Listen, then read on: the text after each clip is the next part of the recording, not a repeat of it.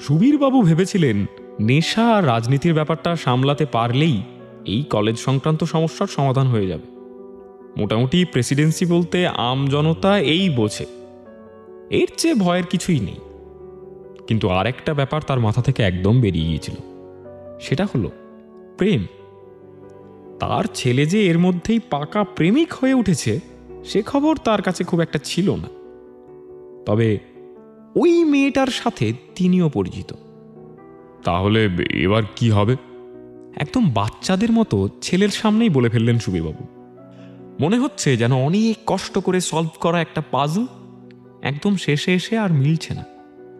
তুমি ভেবে দেখো। আরে অদ্ভুত তো, স্নেহা কোথায় পড়ছে না পড়ছে তাতে আমার সম্পর্ক কি? আমি পড়তে চাই, আমি চান্স পেয়েছি, আমি ফোর্থ হয়েছি, আমি পড়বো ওখানে।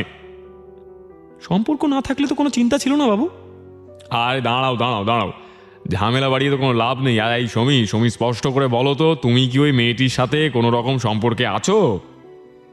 বাবা দেখো, ও আমার শুধু বন্ধু হয়। একটা ছেলে আর একটা মেয়ে শুধু বন্ধু হতে পারে না বাবু। আর আমার ওই মেসেজটার কথা স্পষ্ট মনে আছে। সুবীরবাবু কিছুক্ষণ চিন্তা করলেন। ব্যাপারটা যেন একটু আদালতের চেহারা নিয়েছে। দুই দিকে দুই পক্ষ, মাঝে বিচারক সুবীরবাবু। অনেক ভেবে চিনতে ফাইনালি তিনি ডিসিশন নিলেন। আচ্ছা, আগের তিনটে শর্তের সাথে এই আরেকটা যোগ হল। হ্যাঁ, এই যে মেয়েটি, এই মেয়েটির সাথে কোনো রকম সম্পর্ক তুমি রাখতে পারবে না বাবু, মনে থাকে যান। কিছুক্ষণ বাবা মায়ের দিকে তাকিয়ে একটা দীর্ঘশ্বাস ফেলল সমীরণ। তারপর আচ্ছা ঠিক আছে বলে উঠে চলে গেল। এইবার স্নেহাকে সবকটা খবর দিতে হবে, অবশ্যই একটা বাদে। এই হচ্ছে আমাদের গল্পের নায়কের প্রেসিডেন্সি ইউনিভার্সিটিতে ভর্তি হওয়ার কাহিনী।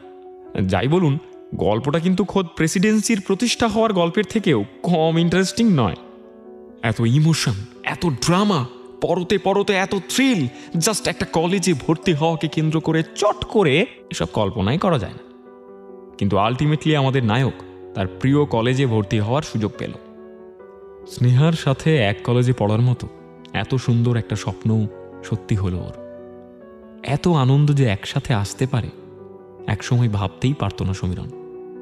কিন্তু ওই যে জীবন, বুঝলেন, জীবন 8 বছরের বাচ্চাই বলুন আর 80 বছরের বুড়ো, জীবনে কনস্ট্যান্ট বলে কিচ্ছু হয় না। সবসময় যেন কিছু না কিছু একটা গড়বড় ঘটেই চলেছে জীবনের ব্যাক স্টেজে।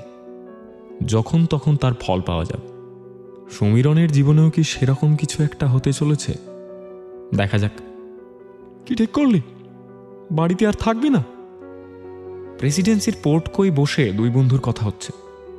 একজনকে আমরা চিনি না, তার নাম বোধহয় সোহেল। অন্যজন আমাদের ভীষণ পরিচিত, যদিও এক ঝটকায় আপনারা চিনতে পারতেন না তাকেও।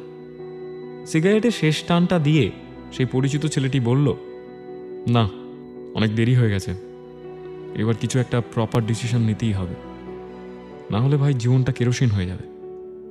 তো কোথায় থাকবি কিছু ঠিক করলি? সমীরণের এখন UG 3, মাঝখানে 3টে বছর কেটে গেছে। স্বাভাবিকভাবেই আমাদের নায়ক অনেকটা বদলে গেছে। এই বদলের ব্যাপারটা বাইরে থেকে খুব একটা বোঝার উপায় নেই, কিন্তু ভেতর থেকে যাকে বলে একেবারে বিপ্লব হয়ে গেছে। হিন্দু হস্টেলে একটা ঘর ম্যানেজ করা যাবে না? চিন্তিত মুখে জিজ্ঞেস করল সমীরণ। অনেকের কাছে তো খোঁজ নিলাম ভাই, এভাবে হবে না মনে হয়। তুই হোস্টেলের জন্য অ্যাপ্লাই কর না। তোর বোকার মতো কথা বলিস না। হোস্টেলে অ্যাপ্লাই করতে বাবা মায়ের সই লাগে। তাহলে তো ব্যাপারটা চাপের হয়ে যাচ্ছে। তোর বাড়িতে কি থাকা একদমই সম্ভব হচ্ছে না? মানে আমি কি বলছি যে কি ধরনের সমস্যা হচ্ছে? আমাকে তোর বাড়িতে কটা দিন থাকতে দিবি?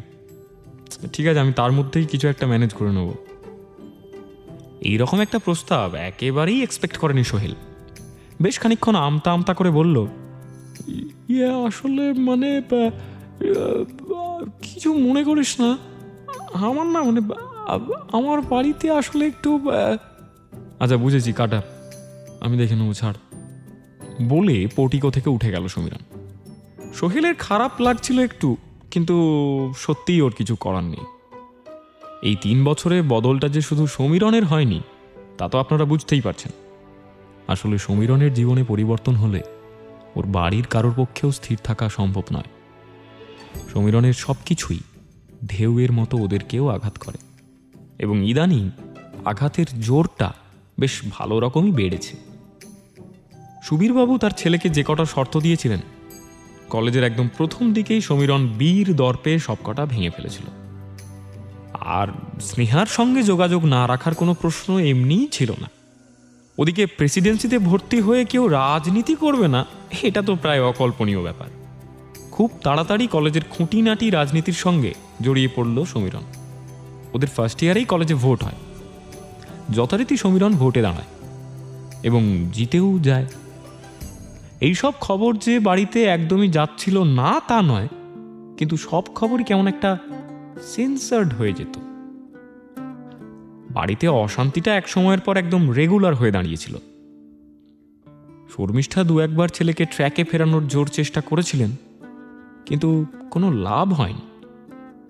আর পড়ে রইল নেশা। এখন সমীরণকে অ্যালকোহলিকের একটা ছোটখাটো ভার্সন বলা যায়। সপ্তাহে একদিন মদ না হলে ওর চলে না। আর ওদিকে মাঝে মধ্যে গাঁজা, বিড়ি, সিগারেট তো আছেই। কি শকড হয়ে গেছেন তো? একটু অপেক্ষা করুন, অবাক হওয়ার এখনো অনেক বাকি আছে। হাজার হোক, গল্পের প্রায় শেষ দিকেই চলে এসেছি আমরা। আচ্ছা, এই যে মেয়েটা ক্যান্টিনের সামনে দাঁড়িয়ে আছে, ওকে চিনতে পারছেন? একটু ভালো করে দেখুন। হ্যাঁ, ওই যে ওইদিকে, একদম ঠিক ধরেছেন, ওই হলো স্নেহা।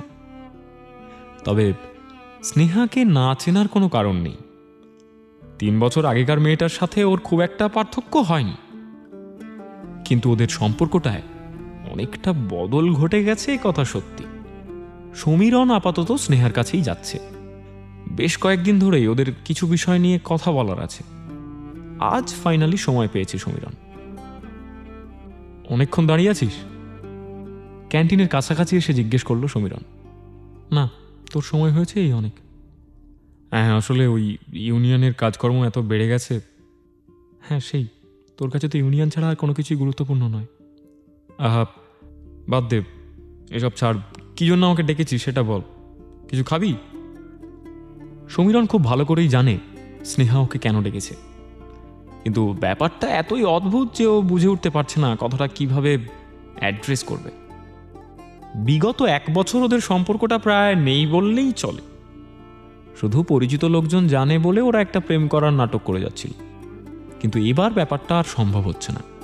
সমীরণের রাজনীতিকে স্নেহা সমর্থন করে, কিন্তু ওর প্রায় সব সময় রাজনীতিতে যুক্ত থাকাটা আর নেওয়া যাচ্ছিল না। না থাক, শেষ কবে একসাথে বসে খেয়েছি মনে পড়ে না। এখন আর নতুন করে ওসব করতে হবে না। দেখ সমীরণ, তুই খুব ভালো করেই জানিস কেন আমি তোর সাথে একবার কথা বলতে চাইছিলাম। আমার পক্ষে এই সম্পর্কটা টেনে নিয়ে যাওয়া সম্ভব হচ্ছে না। হ্যাঁ, আমার রাজনীতি করার জন্যই তো, আমি জানি। শুধু এই রকম একটা জিনিস তোর কাছ থেকে এক্সপেক্টেড ছিল না। না সমীরণ, ভুল বুঝিস না। আমি তোর কাছ থেকে সময় ভিক্ষা করছি না। আর রাজনীতি যে যার নিজের মতো। তুই যদি ভাবিস শুধু একাই রাজনীতি করছিস, তাহলে বোধহয় ভুল করবি। The thing is, I am seeing another guy. এটা অফিসিয়ালি শেষ। ভালো থাকিস। এই সম্পর্কটা নিয়ে সমীরণের আর কোনো আশাই ছিল না, কিন্তু হঠাৎ এই নতুন ছেলেটার কথা শুনে বোধহয় একটু পৌরুষে লেগেছে আমাদের গল্পের নায়কের।